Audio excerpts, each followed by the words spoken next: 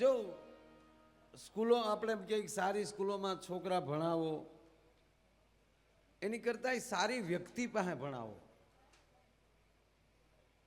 મહાભારતના 4 ગુરુ છે. મહાભારતમાં 4 ગુરુ છે. એક ગુરુ દ્રોણાચાર્ય, બીજા પરશુરામ, ત્રીજા સાંદીપની અને ચોથા જગતગુરુ કૃષ્ણ પોતે. જો ગુરુ દ્રોણે હસ્તિનાપુરના રાજકુંવરોને ભણાવ્યા, પણ ગુરુ ભણાવે છે શું કામ? અંદર લાલચ છે. લાલચ કેવી છે? અંદર એક મોટો સ્વાર્થ પીડ્યો છે એને. ટૂંકી વાત એ માટે કરું, દ્રુપદને જ્યારે રાજ્ય નહોતું એની પાસે, ત્યારે પહેલા વહેલા ગુરુ દ્રોણાચાર્યને મળે છે. બે મિત્રો છે.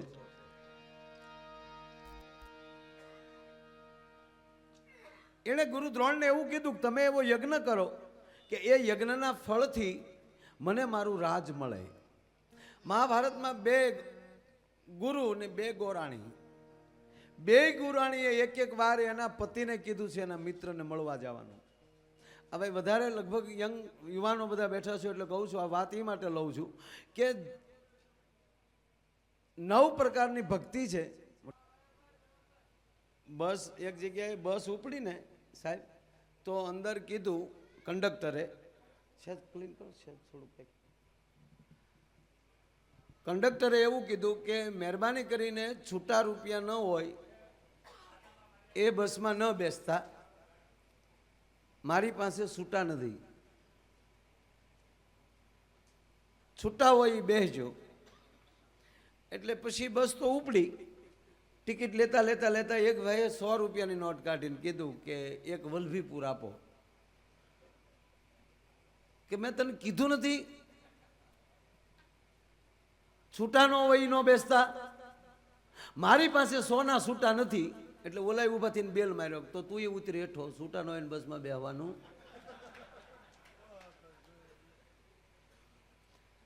કોઈ પણ દિવાલ ઉપર લખ્યું હોય કે આ દિવાલ ઉપર કોઈએ કાંઈ લખવું નહીં, પેલો જ ભંગ એણે કર્યો છે.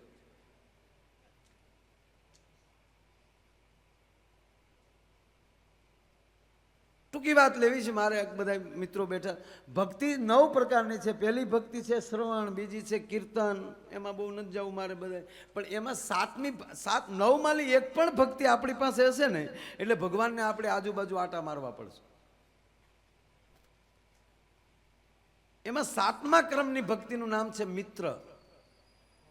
તમે કોણ છો, કેવા છો, શું કરો છો એ બધું છોડી ગયો, પણ જેને ભાઈબંધ બનાવો, જેને મિત્ર બનાવો, એ મિત્રને કોઈ દી દગો ન આપો ને તો ભગવાનને કાયમ તમારી ભેગું રહેવું પડે. ભલા માણસ. એનો તમને મહાભારતનો દાખલો દઉં. કરણ છે એ દુર્યોધનનો મિત્ર છે. ભગવાન નારાયણ જ્યારે શાંતિ સંદેશ લઈને આવ્યા દુર્યોધન પાસે, આપણે હાદી ભાષામાં કહીએ તો વહટી લઈને આવ્યા. દુર્યોધનને મનાવ્યો પણ માન્યો નહીં. એણે કીધું કે ભાઈ અમારે રાજ નથી જોતું, અડધી ગાદી નથી જોતી, ખાલી ભારત વર્ષમાંથી મને ખાલી 5 ગામ આપી દે. અમારે બિલકુલ, જો કૃષ્ણ યુદ્ધના પક્ષના હતા જ નહીં. જેટલું એને યુદ્ધ શાંત રહે, એને જે માણસ શાંતિ રાખવાની વાત કરતો હોય અને પછી ઓલા હકના ન રહેતા હોય તો એ હંમેશા શાંતિ રાખવા વાળાનો જ વિજય થતો હોય છે. કૃષ્ણએ ખૂબ સમજાવ્યું દુર્યોધનને, પણ દુર્યોધને કીધું કે હોના નાકા જેટલી નથી દેવી, થાય એ કર લે. આવું દુર્યોધન બોલ્યો છે. અને તને સાણ વાહિંદાની ખબર પડે, તને શું રાજનીતિની ખબર પડે, આવું કૃષ્ણ બોલ્યો. કૃષ્ણ સામે બોલ્યો દુર્યોધન. અને છેલ્લે તો ન રહેવાનું ત્યારે કીધું કે આ ગોવાળને બંધી બનાવો. ત્યારે કૃષ્ણ પાસવાળું ફરીને જોઈને દુર્યોધનને કીધું કે તું મને બંધી બનાવે એમ. અને ત્યારે દાદા ભીષ્મએ હાથ જોડ્યા હતા. કૃષ્ણ કૃપા કરી, તારી જો ભ્રુકુટી બદલશે ને તોય બધાનો વિનાશ થઈ જશે. આ છોકરું છે, ઓળખતો નથી તને. અને છતાં કૃષ્ણએ વિરાટ રૂપ દેખાડ્યું એ વાત. અને પછી જ્યારે ભગવાન કૃષ્ણ નીકળ્યા અને ત્યારે કરણને સાથે લીધો. ધ્યાન દેજો વાતમાં. કરણને સાથે દુર્યોધને કીધું હું તમને વળાવ આવું, તા કે ના, મને કરણ માટે મને વળાવ આવે છે. પણ ક્યારેક ક્યારેક તો યાદ જોગભાઈ એવું આવે, કરણ રથ કારતો હશે અને કૃષ્ણ રથ ઉપર બેઠો છે. એ ચિત્ર કેવું બન્યું છે? છેલ્લું ને પહેલું ચિત્ર હતું એ. અને હસ્તિનાપુરમાં સાહેબ રથ નીકળ્યો ત્યારે માણસો અટારીએ હું ચડી ચડીને જોતા હતા કે ભાઈ ભાઈ ભાઈ બેયની જોડી હાલી જાય. અને હસ્તિનાપુરનો હિમાળો જ્યાં પૂરો થવાની તૈયારીની એકાંત જગ્યા આવી અને ત્યારે ભગવાન નારાયણ એમ કહે છે, કર્ણ રથ રોકો ભાઈ. રથ રોક્યો છે. ઝાડની નીચે ભગવાન કૃષ્ણ પહેલા વયા જાય છે. પછી કરણને ત્યાં બોલાવે છે, કરણ અહીંયા આવો તો. અને કહેવાય ગયો સાહેબ કરણ હજી કૃષ્ણ પાસે પહોંચે ત્યાં તો કૃષ્ણની આંખમાં શ્રાવણ ને ભાદરવો જતા હતા. અર્જુન પહેલા કૃષ્ણ પરમાત્મા છે એવું કોઈ ઓળખતું હોય ને તે કર્ણ હતો. અર્જુન પહેલા. અર્જુનને તો વિરાટ રૂપ મહાભારતના યુદ્ધમાં દેખાડ્યું ત્યારે ખબર પડી કે આ નારાયણ મારી ભેગો છે. નકર તો મામા ફૂઈનો સમજતો થઈ. ઘણીવાર આપણી પાસેથી એવી મહાન વ્યક્તિ વહી જતી હોય છે, આપણને ખબર ન રહેતી હોય. પણ આજ કર્ણ જ આવે છે ભગવાન પાસે અને કર્ણ કૃષ્ણ સામું જોવે છે તો કર્ણની આંખમાં આહુડાની ધારું છે. હાથ જોડી કર્ણ કહે છે, ગોવિંદ કેમ રડો છો? દુર્યોધને તમારી વાત ન સ્વીકારી અને યુદ્ધ થશે એ માટે તમને દુઃખ લાગ્યું છે? હવે સાંભળજો કૃષ્ણનો જવાબ. કર્ણ યુદ્ધ માટે મારે રડવું ન પડે, કારણ કે મારું સુદર્શન ચક્ર એવા કયું યુદ્ધ ખેલી ચૂક્યું છે. તો નારાયણ તારી આંખમાં આહુડા કેમ છે? કર્ણ એ માટે જ મેં તને એક બાજુ બોલાવ્યો છે. મારી વાણી ઉપર તને ભરોસો છે તો આગળ બોલું. ત્યારે કર્ણ બોલ્યો છે, ગોવિંદ તમારો એક એક શબ્દ ઉપર મને ભરોસો છે. પછી કૃષ્ણ કહે છે તો કર્ણ સાવધાન. કર્ણ હવે હું તને કહેવા જાઉં છું માટે સાવધાન કર્ણ.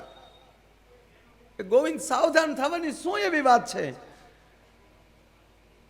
ત્યારે કૃષ્ણ બોલે છે કે તને સુત પુત્ર દાસી પુત્ર તરીકે જગત કહે છે ને, તો સાંભળી લે કર્ણ, તો સુત પુત્ર નથી, તો દાસી પુત્ર નથી,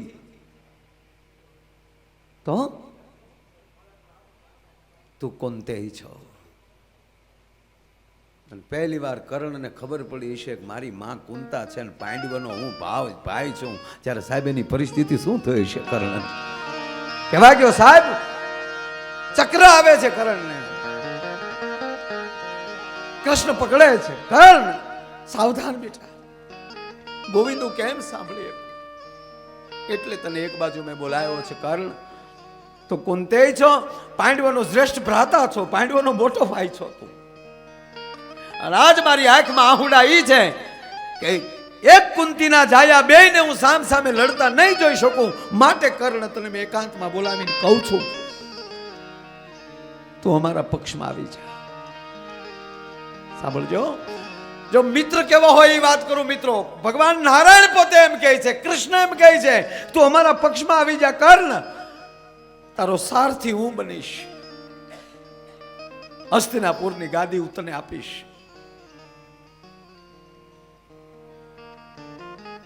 કેટલાય કૃષ્ણે આ શબ્દોના ઉપયોગ કર્યા છે.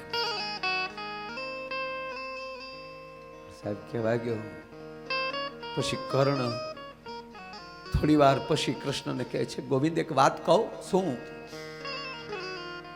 આ વાતની હું પાંડવોનો શ્રેષ્ઠ ભ્રાતા છું એ અર્જુનને ખબર છે કે ના? યુદ્ધ સમાપ્ત થાય ત્યાં સુધી જો તું કર્ણને વાત કરે તો તને કર્ણના સોગંદ છે. નહીતર મને ખબર છે મારો અર્જુન કોઈ દી મારી સામે યુદ્ધ નહીં કરે. પણ યુદ્ધ સામે શું કામ કરવું જોઈએ? કર્ણ તો અમારા પક્ષમાં આવી જા. અને ત્યારે કર્ણ એમ કહે છે કે હું આપને પણ ઓળખું છું, આપ નારાયણ છો. અને આજ કર્ણ તમને વચન આપે છે પાંચેય પાંડવોમાંથી એક પણ હું ઓછો નહીં થવા દઉં. અર્જુનને લડાવીને મારી હામો લેતો આવજે. પણ કર્ણ તું એવી વાત શું કામ કરે છો? તો અમારા પક્ષમાં આવ્યો. પછી તો કર્ણ ઘણી દલીલો કરે છે, તું આ ટાઈમે મને શું કામ કીધું તે? જેથી મક્ષવેદ કરવા માટે આવ્યો અને ત્યારે મને સુત પુત્ર કહીને તગડી નાખવામાં આવ્યો, તેથી મારી માં કુંતાને તું ક્યાં ગયા હતા? એટલું નહીં કૃષ્ણ, ગુરુ દ્રોણ પાસે હું વિદ્યા લેવા આવ્યો અને કીધું કે હું રાજના કુંવરો સિવાય કોઈને ભણાવતો નથી. એટલું નહીં કૃષ્ણ,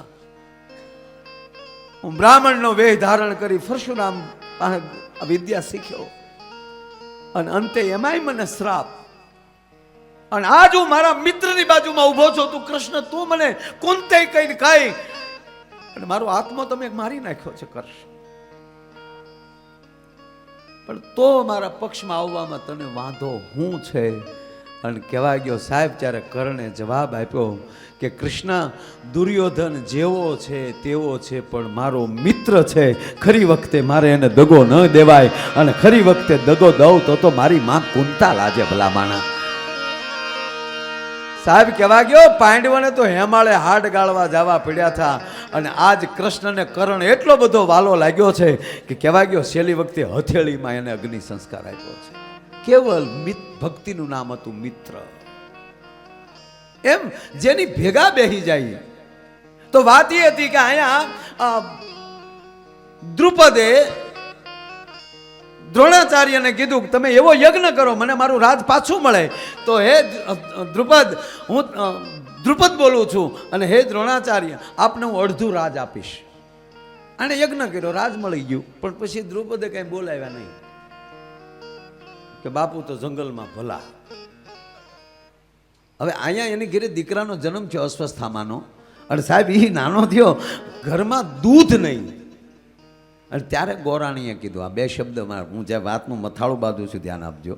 ત્યારે એ દ્રોણાચાર્યના ઘરના એ ગોરાણીએ કીધું કે તમારો મિત્ર છે એની પાસે તમે જાઓ ને, તમે એના માટે યજ્ઞ કર્યો, એને રાજ મળ્યું છે.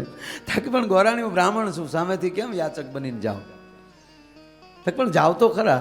અને જાય છે. દ્રુપદ ઓળખતો નથી. અરે તારા માટે મેં યજ્ઞ કર્યો, તને રાજ મળ્યું, તે કીધું તો અડધું રાજ આપી. તા કે કોણ? હું ઓળખતો નથી. અને વટ કરીને દ્રોણાચાર્ય ત્યાંથી નીકળી ગયા. અને પછી તો જોગાનો જોગ હસ્તિનાપુરના રાજગોર બન્યા. અને એમ કહેવાય કે એ રાજ્યગુરુ બન્યા પછી એણે પાંડવ અને કૌરવોને બેને ભણાવ્યા. પણ દાજ હતી ને ભણાવવામાં, દાજ હતી કે આને હું એવા ભણાવું કે હું મારું વેરવાળું. અને બરોબર દુર્યોધન ને અર્જુન ને આ બધા ભણી લીધા. અને પછી ગુરુને કીધું, ગુરુજી ગુરુ દક્ષિણામાં શું આપીએ? ત્યારે પહેલું જ વહેલું કીધું કે દ્રુપદને બંધી બનાવીને મારા શરણમાં લાવો. ત્યારે વિદ્વાનને ખબર નહોતી કે હું મહાભારતનો પાયો નાખું છું. ભણાવવામાં ભેદ થાય તો ભલે એક જ ગુરુના શિષ્ય પણ એક પંગતમાં ભેગા જમીનો એ ક્યાં. એવી જ રીતે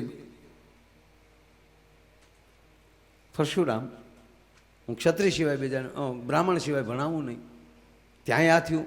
કારણ કે ત્રણ શિષ્ય દ્રોણાચાર્ય, કર્ણ અને ભીષ્મ ત્રણેય પરશુરામના શિષ્ય એક જ પક્ષમાં પણ એક કક્ષમાં કોઈ દિનો બેહીએ ક્યાં. પણ સાંદીપની એ સાદાપને ભણાવ્યા. કોણ બ્રાહ્મણ, કોણ ક્ષત્રિય, કોણ કૃષ્ણ, કોણ સુદામો, સાદાપને ભણાવ્યા. તો સાહેબ એનો શિષ્ય જગતગુરુ બન્યો. અને એમાં એને પ્રેમ એવો રેડ્યો કે સુદામા એટલા વર્ષો પછી દ્વારકા જાય. મિત્ર એવો જ બનાવજો. કલેક્ટર હોય ને ખબર પડે કે ભાઈ બંધ હેઠ આવ્યો, દોડ દેવો જોઈએ. એકચ્યુઅલી ઓળખતો નથી ને એને કહેજો ને નીકળી જાય અહીંથી, અરે તારી ભલી થાય.